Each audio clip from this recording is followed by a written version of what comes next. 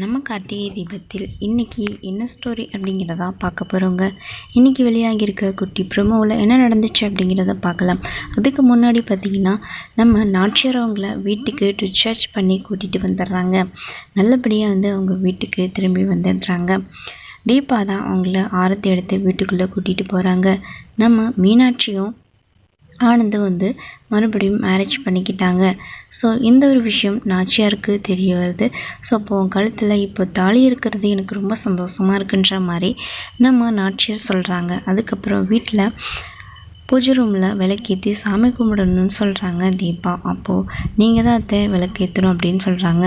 இல்லை தீபா, நான் உயிர் பிழைச்சி வந்ததுக்கு நீ தான் முக்கியமான ஒரு காரணம். அதனால் நீ தான் இனிமேல் இந்த வீட்டுக்கு எல்லாமே, அது மட்டும் இல்லாமல் இதுக்கப்புறம் இந்த வீட்டில் நீ எல்லா விஷயத்துலேயும் நீ தான் முக்கியமானவளாக இருக்கணும். அதனால் நீ தான் விளக்கேற்றணும் அப்படின்னு சொல்கிறாங்க. பட் நாச்சியார் தான் ஏற்ற சொல்கிறாங்க. சரின்னு அவங்களும் விளக்கேற்றுறாங்க, சாமி கும்பிட்றாங்க. அதுக்கப்புறம் பூவை எடுத்து கொடுக்குறாங்க. இந்த பூவை என் தலையில் வச்சு விடுங்க அத்தை அப்படின்னு சொல்லி, இவ்வளோ நாளாக நீங்கள் எப்போ உயிர் பிழைச்சி வரீங்களோ அது நாள் வரைக்கும் நான் தலையில் பூ வைக்க மாட்டேன் அப்படின்னு சொல்லி நம்ம தீபா விரதம் இருந்ததாக சொல்கிறாங்க. எனக்காக நீ எத்தனை வேண்டுதல் தான் தீபா வைப்ப அப்படின்னு சொல்லி நாச்சியார் கேட்குறாங்க. உங்களுக்காக தானே அத்தை, கண்டிப்பாக எவ்வளோ வேண்டுதல் வேணாலும் நான் வைப்பேன் அப்படின்னு சொல்கிறாங்க தீபா.